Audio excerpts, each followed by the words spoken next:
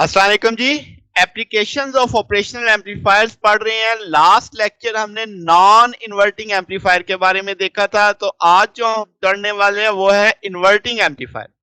अब inverting amplifier कैसे काम कर सकता है, तो इनपुट का जो सिग्नल है वो अब हमने इन्वर्टिंग इनपुट पे देना है। ठीक है, तो जो आउटपुट आएगी वो 180 आउट ऑफ फेज आ जाएगी, यानी आपके पास इनपुट के लिहाज से वो उलट जाएगी। क्रस्ट है तो ट्रफ हो जाएगी, ट्रफ है तो क्रस्ट हो जाएगी। तो हम इसीलिए इसको इन्वर्टिंग एम्पलीफायर का नाम दे रहे होते हैं। अब आप जैसे फिग में देख सकते हैं कि आपने इनपुट सिग्नल एक रेजिस्टेंस के जरिए नेगेटिव टर्मिनल के साथ जोड़ दिया, यानी इन्वर्टिंग इनपुट पे जोड़ दिया। अब क्या है कि आपके पास आउटपुट से एक रेजिस्टेंस जुड़ी हुई है इसी जगह, यानी जहां पे मेरा सिग्नल आ रहा है उसी जगह वो जुड़ी हुई है, तो ये फीडबैक रेजिस्टेंस होगी। इसे हम आर एफ के तौर पे कहेंगे। तो आउटपुट वापिस आएगी इस आर एफ के जरिए इनपुट तक। तो ये इसका मतलब फीडबैक प्रोवाइड करेगी इस रेजिस्टेंस के थ्रू। तो जनाब, अब आपके पास जो इन्वर्टिंग है, यानी जो नॉन आपके पास सिग्नल है इन्वर्टिंग पे, नॉन इन्वर्टिंग को आपने ग्राउंड कर दिया है, यानी इसका कोई रोल नहीं, एक तरह से इस पे 0 वोल्ट है। अच्छा जी, अब आगे चलते हैं कि वोल्टेज गेन कैसे देखेंगे। तो आपके पास हम जानते हैं कि जो इनपुट इंपीडेंस होती है, जो इस इन्वर्टिंग और नॉन इन्वर्टिंग के बीच में होती है, वो बेहद ज्यादा होती है। हम उसे इनफाइनाइट मान लेते हैं। इसका मतलब इधर से कोई करंट नीचे नहीं आ सकता, नीचे से कोई चीज ऊपर नहीं जा सकती। तो हम कह सकते हैं कि भाई आपके पास कोई वोल्टेज ड्रॉप नहीं होगा पॉजिटिव और नेगेटिव टर्मिनल्स के बीच में।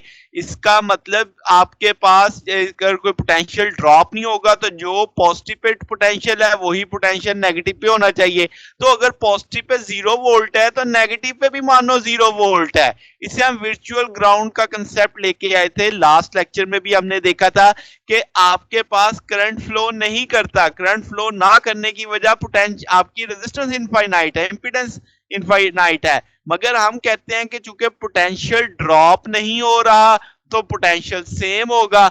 दोनों एंड्स का पोटेंशियल सेम होगा क्योंकि करंट फ्लो नहीं कर रहा। तो जो पोटेंशियल आपका पॉजिटिव टर्मिनल पे है वही नेगेटिव टर्मिनल पे मान लो, ठीक होगी बात।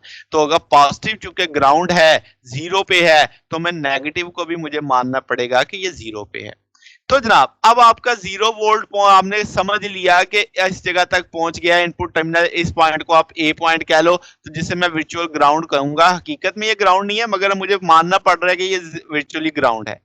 ठीक है जनाब, तो आप इसका मतलब यहां से आगे चलते हैं, तो ये आपका वो ए पॉइंट है जिसका हम जिक्र कर रहे थे कि ये आपका वर्चुअल ग्राउंड पे है, 0 वोल्ट के ऊपर है।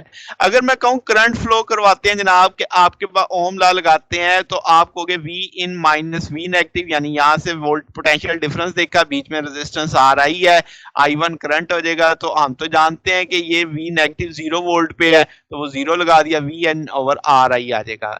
सेम करंट हम जानते हैं फ्लो करेगा आर एफ में से, तो I2 आ जाएगा आपके पास V negative minus V naught over R F, ये 0 ये लग जाएगा। अब आपके पास जो पॉजिटिव नेगेटिव के बीच में तो कोई भी करंट फ्लो नहीं कर रहा, तो सारा I1 ही किस में जा रहा है, IF में, यानी कि दोनों करंट बराबर होंगे यहां से। तो वो वैल्यूज आपने प्लेस कर दी I1 और I2 की, वो वैल्यू से आपने गेन निकाल लिया वी नॉट ओवर वी इन। इसे हम क्लोज लूप गेन करेंगे, ए से जाहिर कर रहे हैं, तो minus R2 over R1। Minus यहाँ पे phase of reverse, phase reversal को जाहिर कर रहा है। तो अब आपके पास जो नेगेटिव साइन, जैसे मैंने कहा कि इन्वर्टेड यानी आउट ऑफ फेज को वो रिप्रेजेंट कर रहा है इनपुट के लिहाज से। अगर हम फर्दर बातें करें कि आपके पास ये गेन किसका है, तो आपको कि ये रेशियो है किस किस की, फीडबैक रेजिस्टेंस यानी R2 कह लो, और इनपुट रेजिस्टेंस RI कह लो, RF RI कह लो। तो जनाब, अब आपके पास यहाँ पे ये सॉरी R2 और R1 लिखा गया है, ये RF है और ये मेरे लिए RI है। तो जनाब, अब आपको आसानी से वही चीज समझ आ जाएगी। तो ये मेरी फीडबैक रेजिस्टेंस है, ये आपके पास इनपुट रेजिस्टेंस है, इनकी रेशियो उठा लेनी है।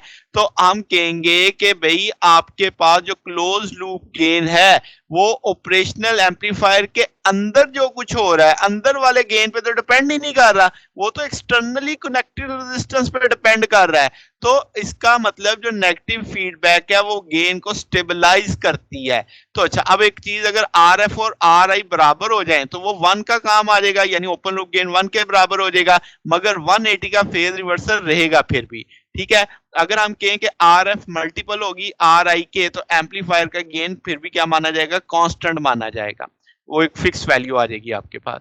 तो ये जनाब आपके पास क्या था, इन्वर्टिंग एम्पलीफायर के। हमने देखा कि ऑपरेशनल एम्पलीफायर इन्वर्टिंग एम्पलीफायर के तौर पे कैसे काम करता है। तो अगर आपको नॉन इन्वर्टिंग का फार्मूला याद हो तो वो 1 plus R F over R आई था, यानी याद रखना कि नॉन इन्वर्टिंग का गेन इन्वर्टिंग से 1 गुना ज्यादा होगा। यानी अगर इन्वर्टिंग का गेन 10 आ रहा है, उन्हीं रेजिस्टेंस के साथ नॉन इन्वर्टिंग का गेट 11 आएगा, यानी 1 गुना ज्यादा होगा। 1 plus R F over R आई था नॉन इन्वर्टिंग का, जबकि ये सिर्फ कितना है, आर एफ ओवर आर आई। तो ये एक बात भी याद रखने वाली है कि नॉन इन्वर्टिंग का गेन इन्वर्टिंग से 1 गुना ज्यादा होता है। तो ये ना हमारा आज का टॉपिक था। अगर आपको इसमें कोई बात पूछनी हो, डाउट हो, तो नीचे कमेंट्स में पूछ सकते हैं। वीडियो अच्छी लगी हो तो वीडियो को लाइक कीजिएगा, दोस्तों के साथ शेयर कीजिएगा, चैनल को भी सब्सक्राइब कर दीजिएगा। अब तक के लिए इतने ही, बाकी इंशाल्लाह फिर नेक्स्ट देखेंगे। ओके, अल्लाह हाफिज।